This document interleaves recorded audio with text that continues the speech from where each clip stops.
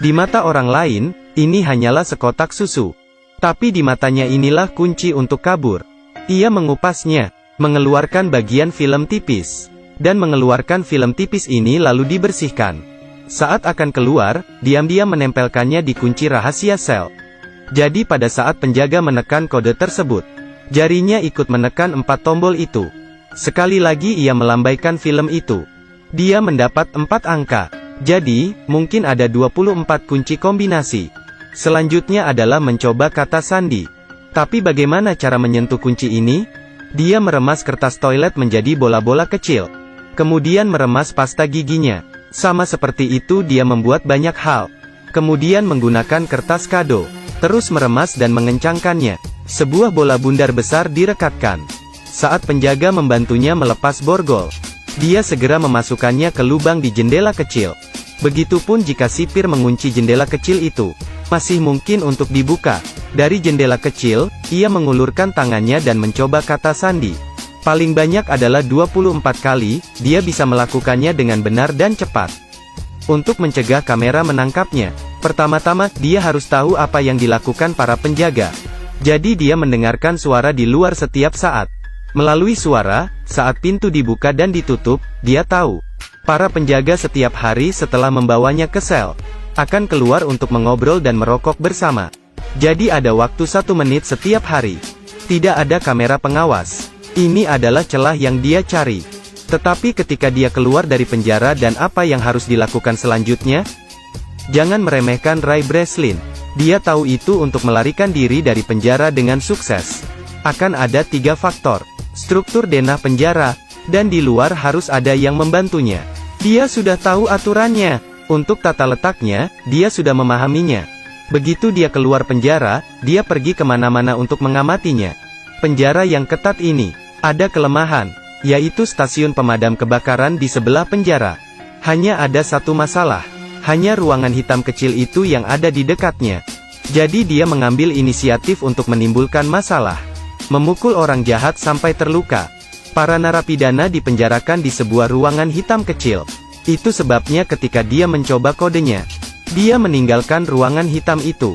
Menemukan ventilasi ke stasiun pemadam kebakaran. Dia memanjatnya. Ketika para penjaga melalaikan tugasnya, dia naik dari sisi ini ke atas pipa ventilasi. Mendatangi stasiun pemadam kebakaran.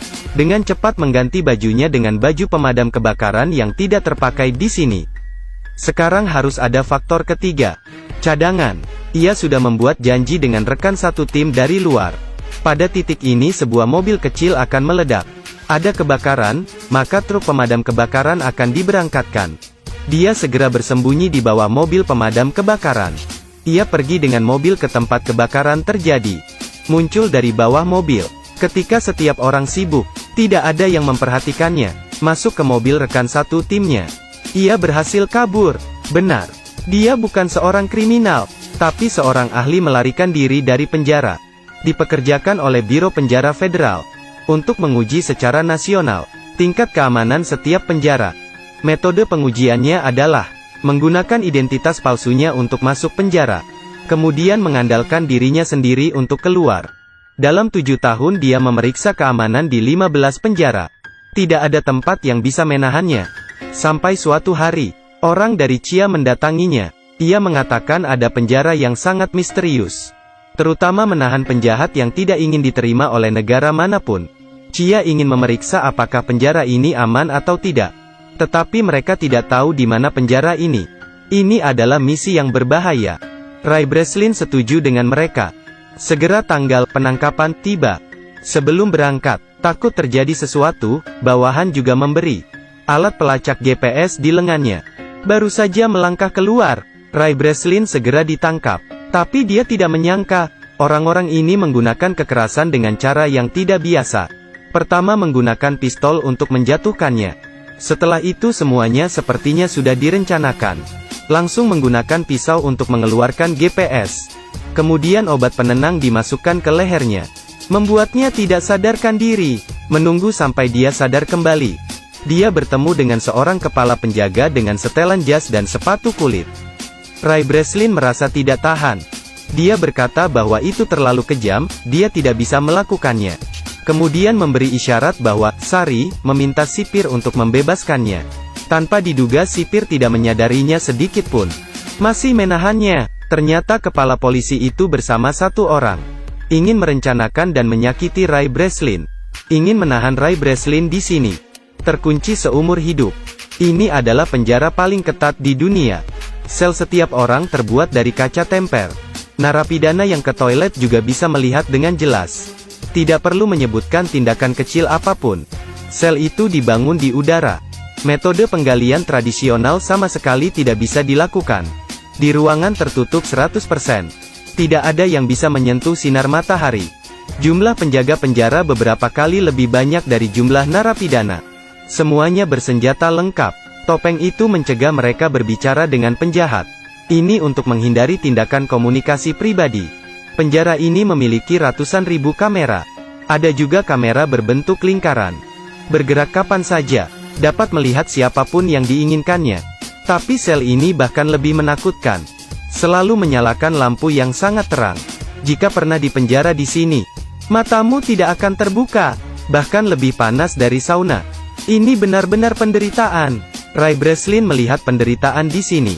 Mencoba mengamati struktur sel. Menghitung cara untuk memecahkannya. Menunggu dia memikirkannya. Dia kelelahan dengan hipoglikemia karena kehilangan darah dan dehidrasi. Tapi dia masih menemukan celah yang dia inginkan. Tidak salah, itu adalah paku keling di lantai. Dia punya rencana. Pembobolan penjara tidak bisa tanpa asisten. Aturan lama, pertama adalah mencari teman baru. Tidak perlu menunggu Ray Breslin tersenyum. Ada seseorang yang datang untuk berteman dengannya lebih dulu. Rekan satu timnya adalah tangan yang berotot. Namanya adalah Emil. Dia sepertinya telah melihat keberanian Ray Breslin dengan jelas.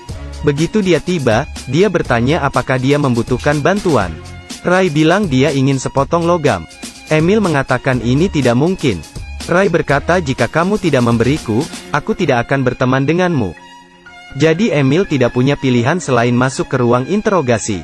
Dengan panik mengejek sipir di sana. Kepala penjara marah, meminta penjaga menghukumnya dengan siksaan air. Mereka mengambil selang untuk menuangkan air ke mulut Emil. 10 detik kemudian, dia hampir tenggelam. Tapi sekarang dia mendapatkan apa yang dimiliki ruang interogasi.